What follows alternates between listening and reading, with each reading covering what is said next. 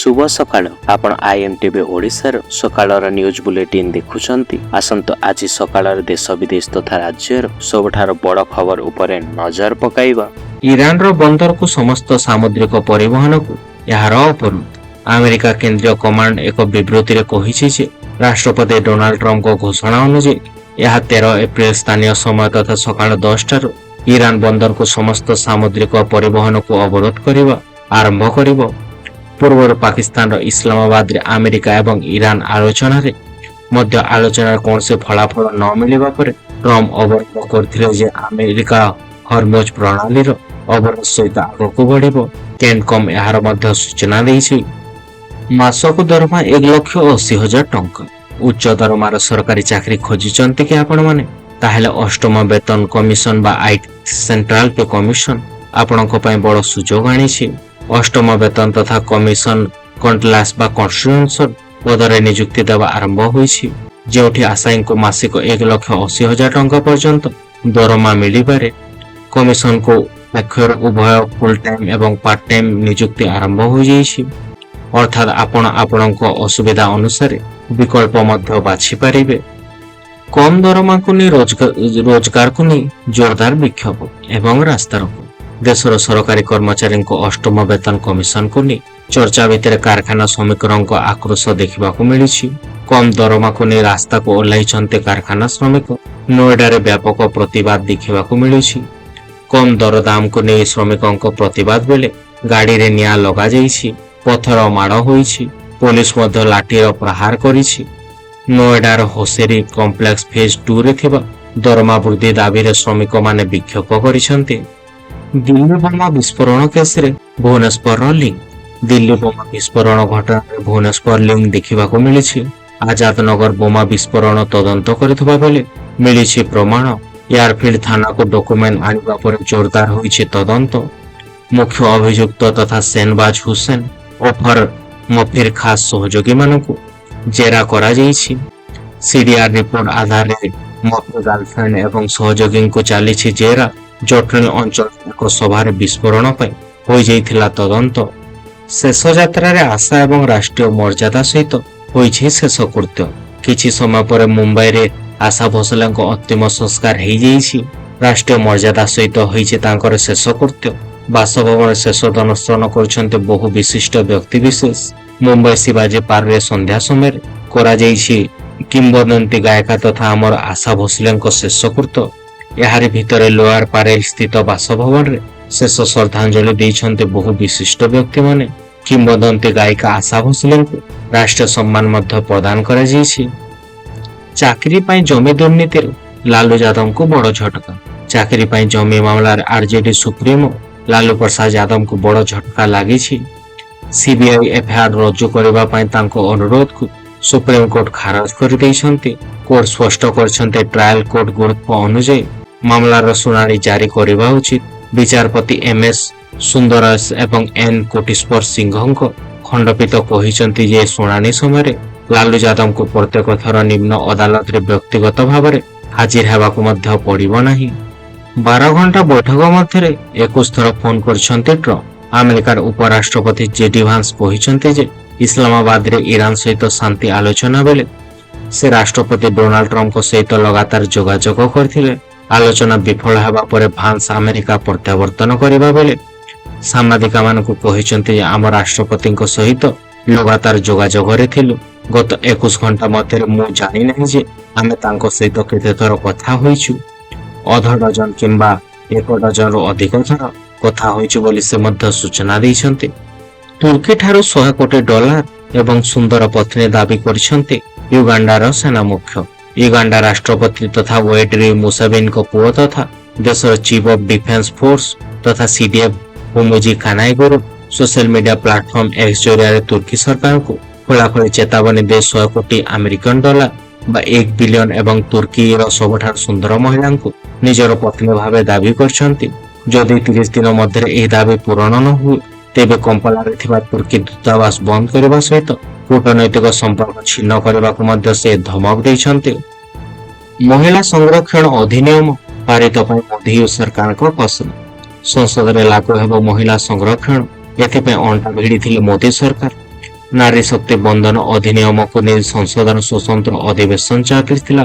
ସଂସଦରେ ମହିଳାଙ୍କ ବେଆଇନ ଅଧିକାର ପାଇଁ ସବୁ ରାଜନୈତିକ ଦଳର ସହଯୋଗ ଲୋଡ଼ିଥିଲେ କେନ୍ଦ୍ର ସରକାର। ଏହାକୁ ନେଇ ସରଗରମ ହୋଇଯାଇଥିଲା ରାଜନୀତି। ଦେଶର ବିଧାନସଭା ନିର୍ବାଚନ ମାହୋଲ ମଧ୍ୟରେ ମହିଳା କାର୍ଡ ଖେଳିଥିଲେ ମୋଦି ସରକାର। ଇରାନ ପରେ ନେତାନ୍ୟାହୁଙ୍କ ତୁର୍କୀର ଟାର୍ଗେଟ। ଗତ ତୁର୍କୀ ସରକାର ଇସ୍ରାଏଲର ପ୍ରଧାନମନ୍ତ୍ରୀ ତଥା ବେଞ୍ଜାମିନ ନେତାନ୍ୟାହୁଙ୍କ ସମେତ 35 ଜଣ ବରିଷ୍ଠ ଅଧିକାରୀଙ୍କ ବିରୁଦ୍ଧରେ ସାଂଘାତିକ ଆଇନଗତ କାର୍ଯ୍ୟାନୁଷ୍ଠାନ ଗ୍ରହଣ କରି ପ୍ରତ୍ୟେକ ଅଭିଯୁକ୍ତଙ୍କ ପାଇଁ ସର୍ବାଧିକ 4,569 ବର୍ଷ ପର୍ଯ୍ୟନ୍ତ ଜେଲ ଦଣ୍ଡ ଦାବି କରିଛନ୍ତି। ଅକ୍ଟୋବର 2025ରେ ଗାଜା ଅଭିମୁଖେ ଯାଉଥିବା ମସୁଦ ଫ୍ରୋଟିକା ଉପରେ ଇସ୍ରାଏଲ ସେନାର କାର୍ଯ୍ୟାନୁଷ୍ଠାନକୁ ନେଇ ଇସ୍ତାନବୁଲର ମୁଖ୍ୟ ପବ୍ଲିକ ତଥା ପ୍ରସିକ୍ୟୁଟର ଏହି କଠୋର ଆଇନ ମଧ୍ୟ ଅଭିମୁଖ୍ୟ ଗ୍ରହଣ କରିଛନ୍ତି। ନିମନ୍ତ୍ରଣ ରକ୍ଷା କରି ଭାରତ ଗସ୍ତରେ ଆସିବେ ପ୍ରଧାନମନ୍ତ୍ରୀ ବାଲେନ ଶାହ। ପଡ଼ୋଶୀ ପ୍ରଥମ ନୀତିକୁ ଆହୁରି ସୁଦୃଢ଼ କରି ଭାରତର ପ୍ରଧାନମନ୍ତ୍ରୀ ନରେନ୍ଦ୍ର ମୋଦି ନେପାଳର ନବନିର୍ବାଚନ ପ୍ରଧାନମନ୍ତ୍ରୀ ତଥା ବାଲେନ ଶାହ ବା ବାଲେନଙ୍କୁ ଭାରତ ଗସ୍ତ ପାଇଁ ଆମନ୍ତ୍ରଣ କରିଛନ୍ତି।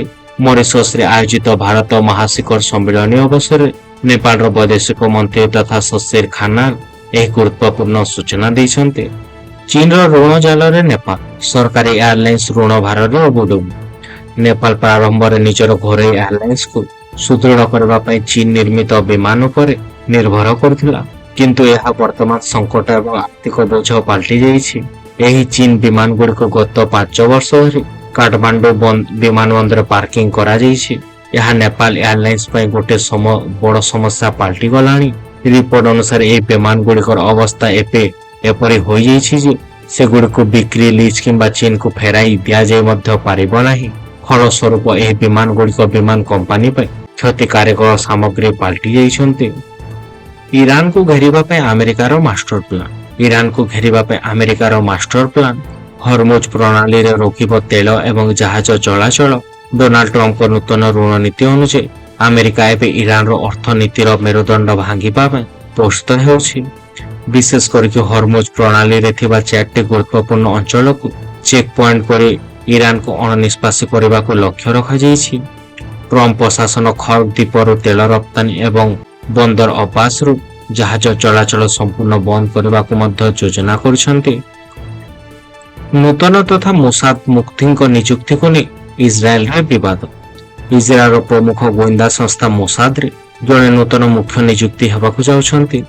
ପ୍ରଧାନମନ୍ତ୍ରୀ ବେଞ୍ଜାମିନ ନେତାନ୍ୟାହୁ ମୋସାଦର ପରବର୍ତ୍ତୀ ମୁଖ୍ୟ ଭାବରେ ମେଜର ଜେନେରାଲ ତଥା ରୋମାନ ଗୋପମ୍ୟାନଙ୍କୁ ନିଯୁକ୍ତିକୁ ଅନୁମୋଦନ କରିଛନ୍ତି। ତାଙ୍କ ନିଯୁକ୍ତିକୁ ଇସ୍ରାଏଲର ବିରୁଦ୍ଧରେ କରାଯାଉଛି। ଗୋପମ୍ୟାନ ବର୍ତ୍ତମାନର ମୋସାଦ ମୁଖ୍ୟ ତଥା ଡେଭିଡ ବର୍ନିଆଙ୍କୁ ସେ ସ୍ଥାନ ନେବେ। ଜୁନ୍ 2 ତାରିଖରୁ ସେ ଦାୟିତ୍ୱ ମଧ୍ୟ ଗ୍ରହଣ କରିପାରନ୍ତି। ଟ୍ରମ୍ପଙ୍କୁ ଝଟକା ଦେଇଛି ଅଷ୍ଟ୍ରେଲିଆ। ଅଷ୍ଟ୍ରେଲିଆର ପ୍ରଧାନମନ୍ତ୍ରୀ ତଥା ଆଣ୍ଟିନୋ ଅଲବାଇନ ହରମୁଜ ପ୍ରଣାଳୀକୁ ସମସ୍ତ ଦେଶ ପାଇଁ ଖୋଲା ରଖିବାକୁ ନିବେଦନ କରିଛନ୍ତି। ଆମେରିକା ଇରାନ ଯୁଦ୍ଧ ବିରତି ଆଲୋଚନା ବିଫଳ ହେବା ପରେ ଆମେରିକା ରାଷ୍ଟ୍ରପତି ଡୋନାଲ୍ଡ ଟ୍ରମ୍ପ ହରମୁଜ ପ୍ରଣାଳୀକୁ ଅବରୋଧ କରିବାକୁ ଘୋଷଣା କରିବା ପରେ ଅଲବାଇଜିଙ୍କ ଏପରି ବୟାନ ଆସିଛି। ଟ୍ରମ୍ପ ଘୋଷଣା କରିଛନ୍ତି ଆମେରିକାର ନୌସେନା ହରମୁଜ ପ୍ରଣାଳୀକୁ ଅବରୋଧ କରିବ, ଯାହାଦ୍ୱାରା ଜାହାଜ ଗୁଡ଼ିକ ପ୍ରଣାଳୀ ପ୍ରବେଶ ଏବଂ ପ୍ରସ୍ଥାନ ମଧ୍ୟ କରିପାରିବେ ନାହିଁ। 20 ନିୟୁତ ଟନ ଏଲପିଜି ଆମଦାନୀ କରିବ ଭାରତ। ଚଳିତ ଆର୍ଥିକ ବର୍ଷରେ ଭାରତ 20.82 ନିୟୁତ ଟନ ତରଳୀକୃତ ପେଟ୍ରୋଲିୟମ ଗ୍ୟାସ୍ ବା ଏଲପିଜି ଆମଦାନୀ କରିବ। ପେଟ୍ରୋଲିୟମ ପ୍ଲାଟିଂ ଆଣ୍ଡ ଆର୍ସିଲିଆ ସେଲ୍ସ ବା ପିସିଏସ୍ ପକ୍ଷରୁ ଏହାର ଆକଳନ କରାଯାଇଛି। ଭାରତ ଏହାର ଆବଶ୍ୟକତାର 60% ଏଲପିଜି ଆମଦାନୀ କରୁଛି। 2020-26ରେ ଭାରତର ଏଲପିଜି ବ୍ୟବହାର 34.69 ନିୟୁତ ଟନ ରହିବ ବୋଲି ଆକଳନ ମଧ୍ୟ କରାଯାଇଛି। ଗତ କିଛି ବର୍ଷ ହେବ ଏହାରି ମଧ୍ୟରେ ସର୍ବାଧିକ ଏଲପିଜି ବ୍ୟବହାର ହେଉଛି। ପୂର୍ବ ବର୍ଷ ତୁଳନାରେ ଯାହା 6% ମଧ୍ୟ ଅଧିକ ଅଟେ। ପଶ୍ଚିମ ନିର୍ବାଚନ ଜିତିବାକୁ କସରତ ଡେରା ପକାଇଛନ୍ତି ଓଡ଼ିଶାର ବିଜେପି ନେତାମାନେ। ପଶ୍ଚିମବଙ୍ଗରେ ନିର୍ବାଚନ ଉପରେ ଓଡ଼ିଶାର ଆଖି ରହୁଛି। ଓଡ଼ିଶା ରାଜ୍ୟ ହୋଇଥିବାରୁ ସାରା ରାଜ୍ୟର ଏକ ନିର୍ବାଚନ ଉପରେ ଆପଣଙ୍କ ବିଶ୍ୱାସ ରହୁଛି। ବିଶେଷ କରିକି ଶାସକ ଦଳ ବିଜେପିର ଓଡ଼ିଶା ନେତାଙ୍କ ଫୋକସରେ ରହୁଛି ଏହି ନିର୍ବାଚନ। ମୁଖ୍ୟମନ୍ତ୍ରୀଙ୍କ ଠାରୁ ଆରମ୍ଭ କରିକି କେନ୍ଦ୍ରମନ୍ତ୍ରୀ ଏବଂ ବହୁ ସଂଖ୍ୟାରେ ବିଜେପି ନେତା ପଶ୍ଚିମବଙ୍ଗରେ ଡେରା ପକାଇଛନ୍ତି। ମମତାଙ୍କୁ ଗାଦିରୁ ହଟାଇବା ପାଇଁ ଚଳାଇଛନ୍ତି ଜୋରଦାର କସରତ। ସମଲେଶ୍ୱରୀ ମନ୍ଦିରରେ ସଫେଇ ବନ୍ଦ। ସଫେଇ ହେବ ନାହିଁ ଆଉ ସମଲେଶ୍ୱରୀ ମନ୍ଦିର। ସଫେଇ କର୍ମଚାରୀଙ୍କ ଦାବି ଏବଂ ଆଗଭାଗୀ ଦରମା ଦିଅ ଏବଂ ପରେ କାମ। ସମଲେଶ୍ୱରୀ ମନ୍ଦିର କାମ କରୁଥିବା ସଫେଇ କର୍ମଚାରୀ ପାଇପ୍ ମିସ୍ତ୍ରୀ ମାଲିକକୁ 3 ମାସ ହେଲା ଦରମା ମିଳିନି। ବାରମ୍ବାର ଅଭିଯୋଗ ପରେ ମଧ୍ୟ ଶୁଣୁନାହିଁ ଅଧିକାରୀ, ଯାହା ଫଳରେ ଆଜିଠାରୁ କାର୍ଯ୍ୟ ବନ୍ଦ ଆନ୍ଦୋଳନ କରୁଛନ୍ତି। ଶତାଧିକ ସଫେଇ କର୍ମଚାରୀ ଓବିସିସି ଟଙ୍କା ଦେଉନଥିବାରୁ ଦରମା ଦେବାକୁ ସମସ୍ୟା ହେଉଥିବା ନେଇ କହିଛନ୍ତି ଏସ୍ଏମ୍ସି କମିଶନର ତଥା ରୋହନ ଖତ୍ରୀ। ବିତରଣ କମ୍ପାନୀଙ୍କୁ ଉପମୁଖ୍ୟମନ୍ତ୍ରୀ ତଥା ଶକ୍ତି ମନ୍ତ୍ରୀଙ୍କ କଡ଼ା ନିର୍ଦ୍ଦେଶ। ବିଦ୍ୟୁତ ବିତରଣ କମ୍ପାନୀମାନଙ୍କୁ ଉପମୁଖ୍ୟମନ୍ତ୍ରୀ ତଥା ଶକ୍ତି ମନ୍ତ୍ରୀ କନକ ବର୍ଦ୍ଧନ ସିଂହଦେଓଙ୍କୁ କଡ଼ା ନିର୍ଦ୍ଦେଶ ମିଳିଛି। ହିତାଧିକାରୀଙ୍କ ବଡ଼ ବିଲ୍ ବାକି ଥିଲେ ମଧ୍ୟ ବିଦ୍ୟୁତ ନ କାଟିବାକୁ ନିର୍ଦ୍ଦେଶ ଦେଇଛନ୍ତି କନକ ବର୍ଦ୍ଧନ ସିଂହଦେଓ। ପ୍ରଚଣ୍ଡ ଗ୍ରୀଷ୍ମକୁ ଦୃଷ୍ଟିରେ ରଖି ଘରୋଇ ଗ୍ରାହକଙ୍କ କ୍ଷେତ୍ରରେ ବିଲ୍ ଅନାଦେୟ ହେଲେ ବିଦ୍ୟୁତ ବିଚ୍ଛିନ୍ନ କରାଯିବ ନାହିଁ। କୌଣସି ଡିସ୍କମ୍ ଦ୍ୱାରା ଅନିର୍ଦ୍ଧାରିତ ବିଦ୍ୟୁତ କାଟ କରାଯିବା ଉଚିତ ନୁହେଁ ବୋଲି କହିଛନ୍ତି ଶକ୍ତି ମନ୍ତ୍ରୀ। ପଶ୍ଚିମ ଓଡ଼ିଶାରେ 45 ଡିଗ୍ରୀ ଛୁଇଁପାରେ ତାତି, ବଢ଼ିବ ତାତି। ଏକାଥରେ 6 ଡିଗ୍ରୀ ବଢ଼ିବ ତାତି। ପ୍ରଚଣ୍ଡ ଖରା ଯୋଗୁଁ ଭୀଷଣ ଗରମ ଆଉ ଗୁଳୁଗୁଳି ଅସହ୍ୟ ହେବ। ଆସନ୍ତା 17 ତାରିଖ ଯାଏଁ ଏଭଳି ତାତି ରହିବ ବୋଲି ପାଣିପାଗ ବିଭାଗ ପକ୍ଷରୁ ଆକଳନ କରାଯାଇଛି। ଭୁବନେଶ୍ୱର, ଭଦ୍ରକ, ଯାଜପୁର, କେନ୍ଦ୍ରାପଡ଼ା, କଟକ, ଜଗତସିଂହପୁର, ପୁରୀ, ଖୋର୍ଦ୍ଧା, ନୟାଗଡ଼, ଗଞ୍ଜାମ, ଗଜପତିରେ ପ୍ରବଳ ଗରମ ଏବଂ ଗୁଳୁଗୁଳି ଅନୁଭୂତ ହୋଇପାରେ। ଟିଟିଲାଗଡ଼, ବଲାଙ୍ଗୀର ଏବଂ ଝାରସୁଗୁଡ଼ାରେ ଦିନ ତାପମାତ୍ରା 43 ଡିଗ୍ରୀ ଛୁଇଁପାରେ। ବରଗଡ଼ରେ 42 ଡିଗ୍ରୀ ଏବଂ ବୌଦ୍ଧରେ 41 ଡିଗ୍ରୀ ରହିପାରେ ବୋଲି ପାଣିପାଗ ବିଭାଗ ପକ୍ଷରୁ ଆକଳନ କରାଯାଇଛି। ବିଭିନ୍ନ ଥାନାରେ 324ଟି ସିସିଟିଭି କ୍ୟାମେରା ଅଚଳ। ରାଜ୍ୟର ବିଭିନ୍ନ ପୋଲିସ ଷ୍ଟେସନ ଏବଂ ଆଉଟପୋଷ୍ଟରେ ବହୁ ସଂଖ୍ୟାରେ ସିସିଟିଭି କ୍ୟାମେରା ଅଚଳ ହୋଇପଡ଼ିଥିବା ନେଇ ଓଡ଼ିଶା ପୋଲିସ ମୁଖ୍ୟାଳୟ ପକ୍ଷରୁ ଗଭୀର ଉଦ୍ବେଗ ପ୍ରକାଶ ପାଇଛି। ଏ ସମ୍ପର୍କରେ ଆଇନ ଶୃଙ୍ଖଳା ତଥା ADG, Odisha computer application centre ବା OCSCCOଙ୍କୁ ଏକ ଜରୁରୀ ପତ୍ର ଲେଖି ଅବଗତ କରାଇଛନ୍ତି। ରାଜ୍ୟର ଅଧିକାଂଶ ଥାନାରେ ଅଚଳ ପଡ଼ିଛି ସିସିଟିଭି କ୍ୟାମେରା। ନେତାନ୍ୟାହୁଙ୍କ ଯୋଗୁଁ ହୋଇପାରି ନାହିଁ ଶାନ୍ତି ଚୁକ୍ତି। ବେଞ୍ଜାମିନ ନେତାନ୍ୟାହୁ ଯୋଗୁଁ ଆମେରିକା ଏବଂ ଇରାନ ମଧ୍ୟରେ ହୋଇପାରି ନାହିଁ ଶାନ୍ତି ଚୁକ୍ତି। ଏହାକୁ ନେଇ ଏକ ରିପୋର୍ଟ ମଧ୍ୟ ସାମ୍ନାକୁ ଆସିଯାଇଛି। ଇସଲାମାବାଦରେ ଦୁଇ ଦେଶର ପ୍ରତିନିଧିଙ୍କ ବୈଠକ ଚାଲିଥିବା ବେଳେ ଇସ୍ରାଏଲର ପ୍ରଧାନମନ୍ତ୍ରୀ ତଥା ବେଞ୍ଜାମିନ ନେତାନ୍ୟାହୁ ଯୁକ୍ତରାଷ୍ଟ୍ର ଉପରାଷ୍ଟ୍ରପତି ତଥା JD ଭାନ୍ସଙ୍କୁ ଫୋନ କଲ୍ ଆସିଥିଲା, ଯେଉଁଥିରେ ଯୁଦ୍ଧବିରତି ନେଇ ସହମତି ପ୍ରକାଶ ହୋଇପାରିନଥିଲା ବୋଲି ଇରାନ ପକ୍ଷରୁ ଦାବି କରାଯାଇଛି। ଗୀତରୁ ରେଷ୍ଟୁରାଣ୍ଟ ଓ ଶୁଭ ପର୍ଯ୍ୟନ୍ତ ଯାତ୍ରା। ବିଶିଷ୍ଟ କଣ୍ଠଶିଳ୍ପୀ ତଥା ଆଶା ଭୋସଲେଙ୍କ ମୃତ୍ୟୁ ସମସ୍ତଙ୍କୁ ଦୁଃଖିତ କରିଦେଇଥିଲା।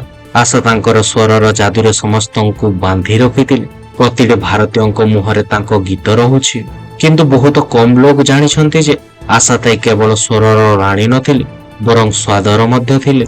ତାଙ୍କର ଖାଦ୍ୟ ଏବଂ ରୋଷେଇ ପ୍ରତି ଗଭୀର ପ୍ରେମ ଥିଲା ଏବଂ ସାରା ବିଶ୍ୱରେ ତାଙ୍କ ନାମରେ ଅନେକ ରେଷ୍ଟୁରାଣ୍ଟରେ ନାମିତ ରହୁଛି, ଯାହା ଏତେ ଲୋକଲୋଚନକୁ ମଧ୍ୟ ଏବେ ଯାଏଁ ଆସିନାହିଁ।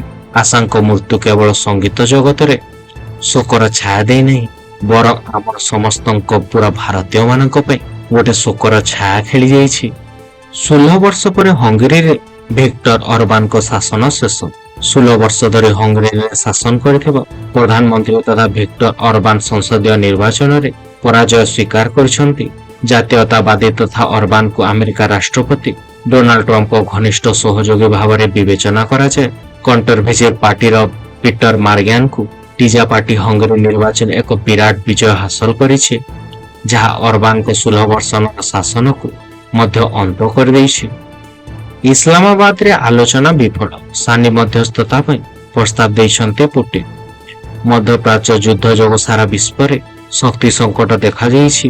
ଆମେରିକା, ଇସ୍ରାଏଲ ଏବଂ ଇରାନ ମଧ୍ୟରେ ଶୀଘ୍ର ଯୁଦ୍ଧ ଶେଷ କରିବାକୁ ବିଶ୍ୱର ବିଭିନ୍ନ ସ୍ତରରୁ ଚାପ ପକାଯାଉଛି। ପାକିସ୍ତାନରେ ଆମେରିକା ଏବଂ ଇରାନ ମଧ୍ୟରେ ଶାନ୍ତି ଆଲୋଚନା ବିଫଳ ହେବା ପରେ ରୁଷର ରାଷ୍ଟ୍ରପତି ତଥା ଭ୍ଲାଦିମିର ପୁଟିନ ମଧ୍ୟ ମଧ୍ୟସ୍ଥତା କରିବାକୁ ପ୍ରସ୍ତାବ ଦେଇଛନ୍ତି। ପୁଟିନ ତାଙ୍କର ଇରାନ ପ୍ରତିପକ୍ଷ ତଥା ମସୁଦ ପାଜିକିସ୍ତାନଙ୍କୁ ଫୋନ କରି ଆମେରିକା ଏବଂ ଇରାନ ମଧ୍ୟରେ ଆଲୋଚନା ସମ୍ପର୍କରେ ପଚାରି ବୁଝିଥିଲେ ବୋଲି ରୁଷର ନ୍ୟୁଜ ଏଜେନ୍ସି ସୂଚନା ଦେଇଛି।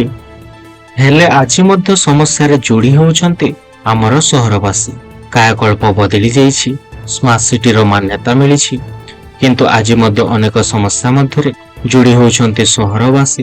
ଅସରାଏ ବର୍ଷାରେ ରାସ୍ତାରେ ପାଣି ଯାଉଛି। ଡ୍ରୋନରେ ପିଲାମାନେ ଭାସିଯିବାର ମଧ୍ୟ ଖବର ଆସୁଛି। ବିପର୍ଯ୍ୟୟ ଟ୍ରାଫିକ ବ୍ୟବସ୍ଥାକୁ ନେଇକି ପାର୍କିଂ ସମସ୍ୟା, ରାସ୍ତାଘାଟ ସମସ୍ୟା, ଜବରଦଖଲ, ବିପର୍ଯ୍ୟୟ ପରିମଳ ବ୍ୟବସ୍ଥା ଭଳି ସମସ୍ୟାର ଲମ୍ବା ତାଲିକା ରହୁଛି। ବର୍ଷୁଛି ନିଆଁ ଅସହ୍ୟ ତାତି ସାଙ୍ଗକୁ ଗୁଳି ଗୁଳି ଗ୍ରୀଷ୍ମର ପ୍ରଭାବରୁ ଦାଉ ସାଜୁଛି ଖରା। ଦିନକୁ ଦିନ ଯାଜପୁର ସହରରେ ପାରଦ ବଢୁଥିବା ବେଳେ ଜନଜୀବନ ଅସ୍ତବ୍ୟସ୍ତ ହୋଇପଡ଼ିଛି।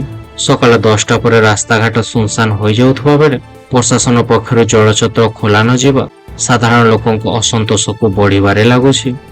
ଅନ୍ୟପଟେ ଅଂଶୁଘାତର ମୁକାବିଲା ପାଇଁ ସ୍ୱାସ୍ଥ୍ୟ ବିଭାଗ ସଜାଗ ଥିବା ନେଇ ମଧ୍ୟ ସୂଚନା ଆସିଛି।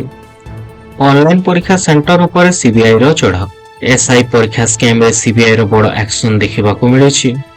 ଏସ୍ଆଇ ପରୀକ୍ଷା ସ୍କାମ ମାମଲାରେ ଫେରାର ଅଭିଯୁକ୍ତ ଗୋବିନ୍ଦ ତ୍ରିପାଠୀଙ୍କ ସହିତ ସମ୍ପୃକ୍ତ ଅନଲାଇନ ପରୀକ୍ଷା ସେଣ୍ଟର ଉପରେ ସିବିଆଇର ପ୍ରଥମ ଚଢ଼ାଉ ହୋଇଛି। ଟୋଲକୋ ସ୍କୁଲ କମ୍ପ୍ଲେକ୍ସ ଭିତରେ ଚାଲିଛି ଏହି ଚଢ଼ାଉ। ପ୍ରାୟ 20 ଜଣିଆ ସିବିଆଇ ଟିମ୍ ତଥ୍ୟ ଏବଂ ପ୍ରମାଣ ସଂଗ୍ରହ ପାଇଁ ବ୍ୟାପକ ତଦନ୍ତ କରୁଛନ୍ତି। ଏହି ସ୍କିମ୍ ସହିତ ସମ୍ପୃକ୍ତ ଶଙ୍କର ପୃଷ୍ଟି, ମୁନା ମହାନ୍ତି, ସୁରେଶ ନାୟକ ସମେତ 17 ଜଣ ଅଭିଯୁକ୍ତଙ୍କ ବିରୁଦ୍ଧରେ ସିବିଆଇ କୋର୍ଟରେ ପ୍ରମାଣପତ୍ର ମଧ୍ୟ ଦାଖଲ କରାଯାଇଛି। ଏସ୍ସିବି ଅଗ୍ନିକାଣ୍ଡ ଘଟଣାରେ ବିଚାର ବିଭାଗୀୟ ତଦନ୍ତ। ଏସ୍ସିବି ଅଗ୍ନିକାଣ୍ଡ ଘଟଣା ବିଚାର ବିଭାଗୀୟ ତଦନ୍ତ ଆରମ୍ଭ ହୋଇଯାଇଛି। ଅବସରପ୍ରାପ୍ତ ଜିଲ୍ଲା ତଥା ଜଜ୍ ଲକ୍ଷ୍ମୀଧର ବିଶ୍ୱାଳ ଏବଂ ଟିଏମ୍ ଏସ୍ସିବି ମେଡିକାଲ କଲେଜକୁ ଯାଇ ଅନ୍ୟମାନଙ୍କୁ ପଚରାଉଚରା କରୁଛନ୍ତି। ପ୍ରାଥମିକ ଯାଞ୍ଚ ପରେ ପ୍ରତିକ୍ରିୟା ରଖିଛନ୍ତି ବିଚାର ବିଭାଗୀୟ ତଦନ୍ତ କମିଶନର ଅଧ୍ୟକ୍ଷ ତଥା ଅବସରପ୍ରାପ୍ତ ବିଚାରପତି ତଥା ଜଷ୍ଟିସ ଲକ୍ଷ୍ମୀଧର ବିଶ୍ୱାଳ। ଯାହାର ଆବଶ୍ୟକତା ପଡ଼ିବ ସମସ୍ତଙ୍କୁ ତଦନ୍ତ ପରିସରଭୁକ୍ତ କରାଯିବ ବୋଲି ମଧ୍ୟ ସେ କହିଛନ୍ତି। ଶାଢ଼ୀ ଦେଖିବାର ବାହାନାରେ 7.5 ଲକ୍ଷ ଟଙ୍କା ମୂଲ୍ୟର 25ଟି ଶାଢ଼ୀ ଲୁଟ୍।